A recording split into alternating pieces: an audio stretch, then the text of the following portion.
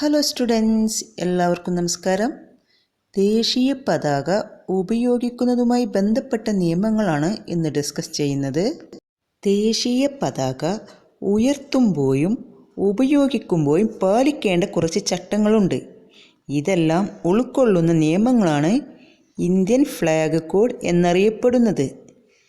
Indian flag code നിലവിൽ വന്നത് 2002 ജനുവരി 26-നാണ്. Cotton, polyester, കമ്പിളി, പട്ട്, ഖാദി തുടങ്ങിയ തുണികൾ ഉപയോഗിച്ച് യന്ത്രം കൊണ്ടോ കൈകൊണ്ടോ പതാക നിർമ്മിക്കാം. ദേശീയ പതാക വ്യക്തികൾ ഉപയോഗിക്കുമ്പോൾ പല കാര്യങ്ങളും ശ്രദ്ധിക്കണം. അരയ്ക്ക് താഴോട്ടുള്ള വസ്ത്രങ്ങൾ മാത്രം ധരിച്ച് ദേശീയ പതാക ഉയർത്തരുത്. ഇത് പതാകയെ അപമാനിക്കുന്നതിന് തുല്യമാണ്. അതുപോലെ രാഷ്ട്രപതി, ഉപരാഷ്ട്രപതി, പ്രധാനമന്ത്രി, ഗവർണർ എന്നിവരുടെ വാഹനങ്ങളിൽ മാത്രമേ പതാക ഉപയോഗിക്കാവൂ. സ്വകാര്യ വ്യക്തികൾ ഉപയോഗിച്ചാൽ നടപടികൾ നേരിടേണ്ടി വരും.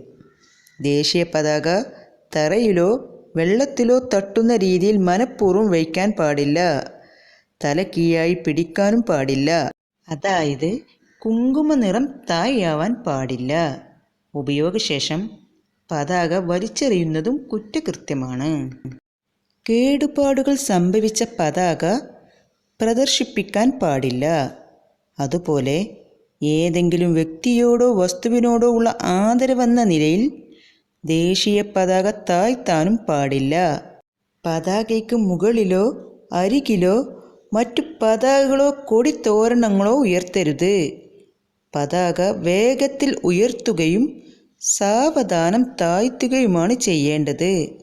പതാകയ്ക്ക് കേടുപാടുകൾ സംഭവിച്ചാൽ അവ ആളൊഴിഞ്ഞ സ്ഥലത്ത് വെച്ച് പൂർണ്ണമായും കത്തിച്ച് കളയുകയോ അല്ലെങ്കിൽ മറ്റു മാർഗങ്ങളിലൂടെ സംസ്കരിക്കുകയോ ചെയ്യണം.